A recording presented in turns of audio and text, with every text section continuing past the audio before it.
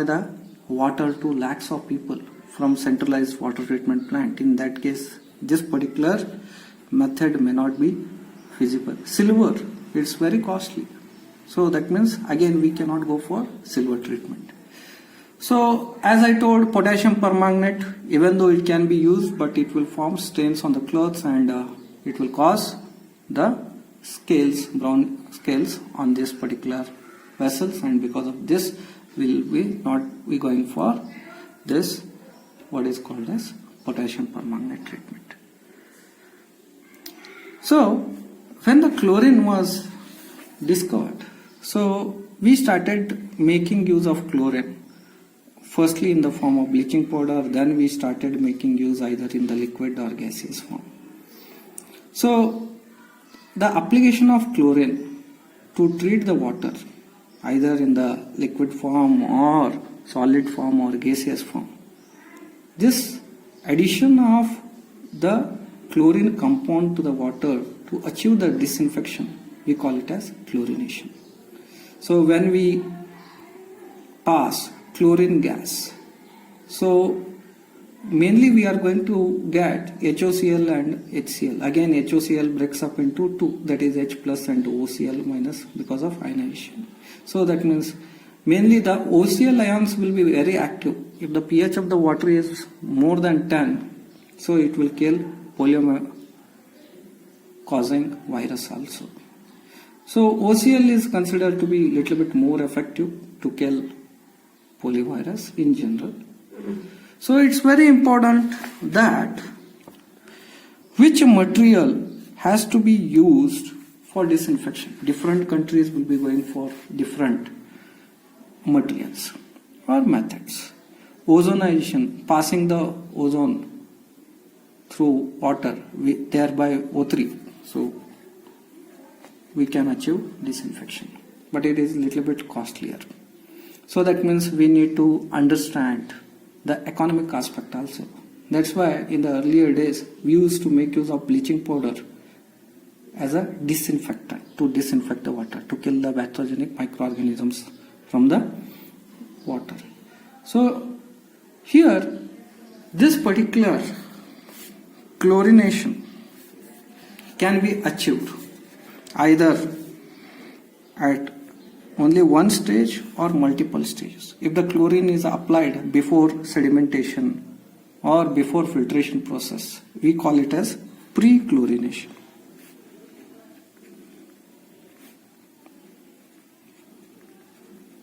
Application of the chlorine to the water to kill the pathogenic microorganisms before the sedimentation or before the filtration process. We call it as pre-chlorination. What are the advantages associated with this? Sometimes what will happen is the water might consist of more concentration of the impurities either in the form of colloidal solids or bacteria or virus or microorganisms. So in that case, when we go for pre-chlorination, it will reduce the dosage of alum again. So that is costly. That means the dosage can be reduced. At the same time, the odor can be removed from the water, the objectionable odor can be removed, and at the same time we are going to kill the pathogenic microorganisms. Many a times in the water treatment plant we will be going for post-chlorination.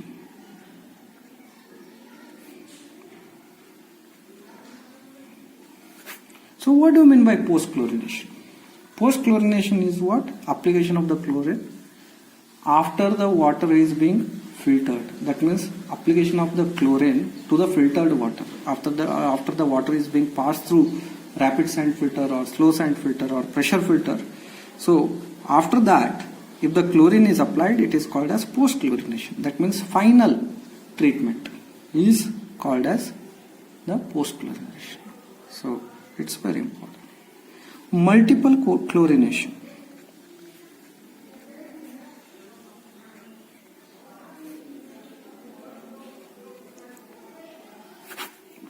What do you mean by multiple chlorination? So when we apply the chlorine more than twice in the treatment flow sheet, it includes pre-chlorination, post-chlorination. That means the raw water is added with the chlorine After the water is being passed through sedimentation tank, again we'll be adding chlorine. After the water is being filtered, again we'll be going for addition of chlorine. That means we have added the chlorine in 3 different stages. So it will become multiple chlorination. Double chlorination means if we are going for pre-chlorination and post-chlorination, it will be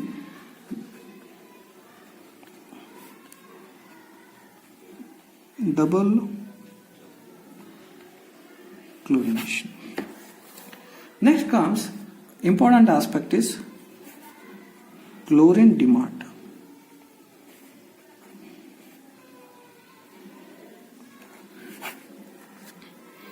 So chlorine demand is the difference between amount of chlorine applied. It is nothing but amount of chlorine applied and amount of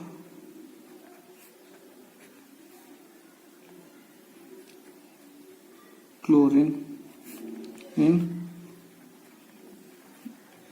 residual form. This one is also called as breakpoint chlorination.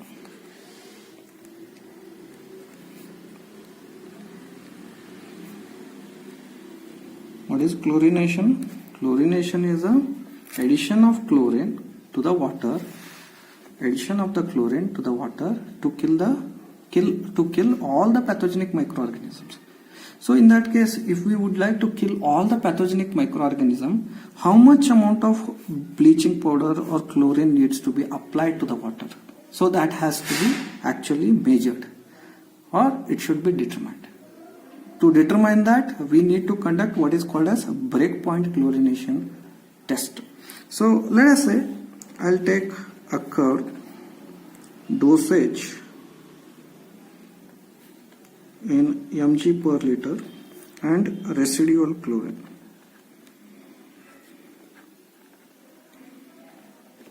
And residual chlorine. So dosage in mg per liter and residual chlorine in mg per liter. So as the dosage goes on increasing, as the amount of chlorine applied goes on increasing, in the initial stages what happens? The residual chlorine goes on increasing. That means excess amount of chlorine is nothing but residual chlorine. So it goes on increasing. Let us say this is a origin and the peak is, let us say we are going to get A. Then further increase in the dosage beyond A, the residual chlorine concentration goes on decreasing. Let us say it will reach the critical minimum point, we will call it as B. Further increase in the dosage beyond B is going to cause the enhancement in the residual chlorine concentration. So why this kind of curve we are getting? Why we are getting this kind of curve? It's very important. Let us try to understand. So when the curve O to A is considered, OA curve, it is increasing continuously without any deviation. Why? Because in the initial concentration is being applied to the water, all the chlorine will be used to kill the microorganisms. That means because of usage of the chlorine to kill the microorganism, right, this residual chlorine concentration has increased. Then why from A to B the residual chlorine concentration has decreased? At this point of time, what will happen? The organic matter which is being present in the water,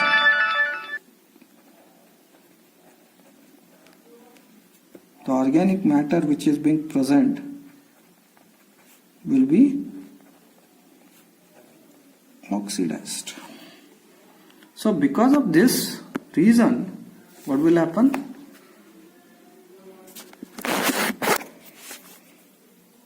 So because of this reason, there will be decrease